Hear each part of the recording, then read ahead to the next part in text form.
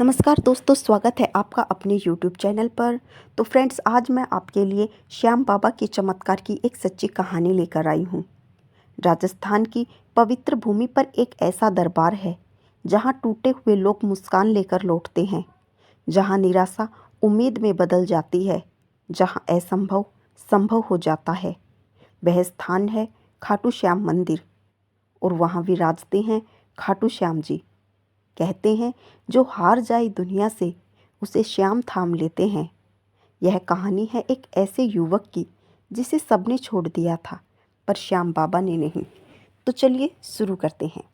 दिल्ली का एक होनहार इंजीनियर था आदित्य। अच्छी नौकरी, बड़ा पैकेज, गाड़ी, सामान, सब कुछ था। पर धीरे धीरे वह लालच और घमंड में डूबता गया। माँ की भक्ति उसे अंधविश्वास लगती थी। वह कहता, माँ, आज के ज़माने में चमत्कार नहीं होते। माँ मुस्कुरा देती, बेटा, जब समय आएगा ना तू खुद बताएगा। एक रात ऑफिस से लौटते समय आदित्य की कार का एक्सीडेंट हो गया। कार पूरी तरह टूट गई। आदित्य को गंभीर चोटें आई। डॉक्टरों ने कहा रीढ़ की हड्डी को गहरी चोट है, शायद अब यह चल नहीं पाए। आदित्य के पैरों ने काम करना बंद कर दिया था। जिस युवक को अपने कदमों पर घमंड था, अब वह चल भी नहीं सकता था। 6 महीने बीत गए, दोस्त दूर हो गए, नौकरी चली गई। आदित्य व्हील चेयर पर बैठा खिड़की से बाहर देखता रहता। एक दिन उसने गुस्से में कहा, अगर भगवान है तो मेरे साथ ऐसा क्यों हुआ? माँ चुप रही, फिर बोली, चल खाटू चलते हैं। आदित्य हंस पड़ा। माँ, डॉक्टर हार गए और आप मंदिर की बात कह रही हैं। माँ ने बस इतना कहा, जहाँ डॉक्टर हार जाएं वहाँ श्याम शुरू होते हैं।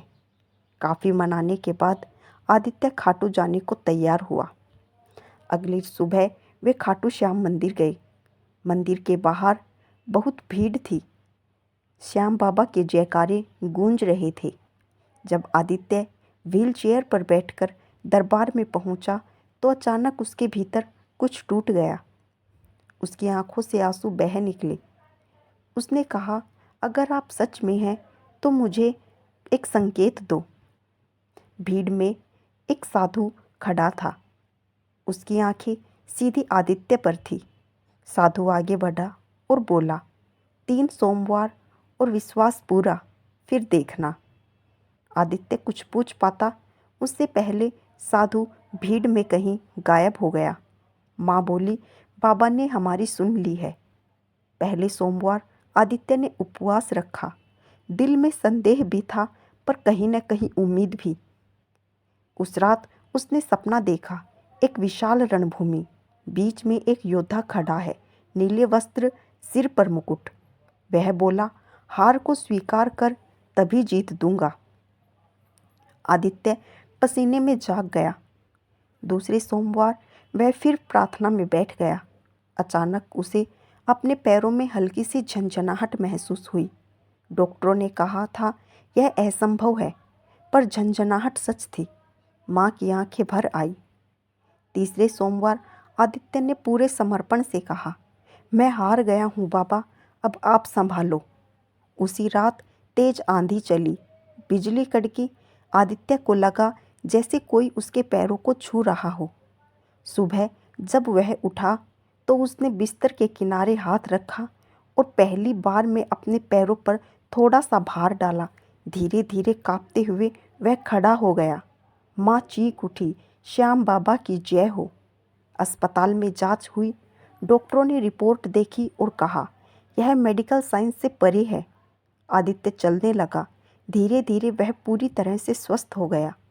आदित्य फिर खाटू गया। वह उसी स्थान पर खड़ा था जहाँ साधु मिला था। मंदिर के पुजारी ने कहा, कई लोग कहते हैं बाबा स्वयं किसी रूप में दर्शन देते हैं। आदित्य समझ गया, वह साधु कोई साधारण इंसान नहीं था। चमत्कार तब होता है दोस्तों, जब अहंकार टूटता है, समर्पण जन्म लेता है और विश्वास पूर्ण हो जाता है। श्याम बाबा हारने वालों के साथ खड़े होते हैं, पर पहले हमें हार माननी पड़ती है अपने अहंकार से।